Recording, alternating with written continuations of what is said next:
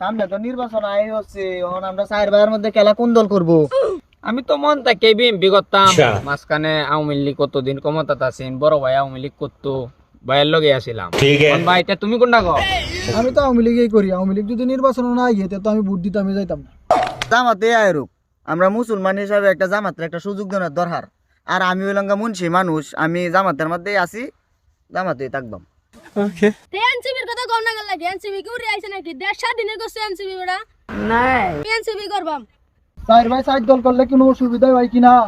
অসুবিধা তো হইলে হইতেই হারে। অসুবিধা হইতারে, আবার সুবিধাও আছে। সুবিধা তো আছে, একজনের যদি কোনো ঝামেলা হয় তার বাহির আমি বাঁচাই পারবো। ঠিক হইছ।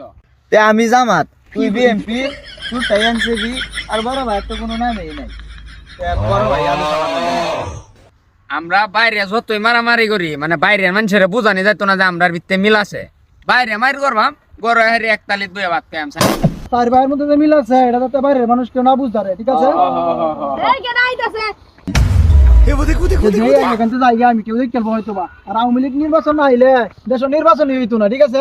আওয়ামী লীগ ধরার টাইম নাই আমার কাছে। আওয়ামী লীগ আর নাই ভাই, তুমি জামাতের মধ্যে আছো, জামাত ফাঁস করেছে। আরে জামা ঠাস করবো, বিএমপি ক্ষমতা তাই হচ্ছে। আচ্ছা ভাই তোমরা জানো যাও না যাও আমার সাথে রাখো। আচ্ছা আচ্ছা, যাও যাও যাও, আমরা যেন মিটিং করছি, কেউ জানতারে না। যাও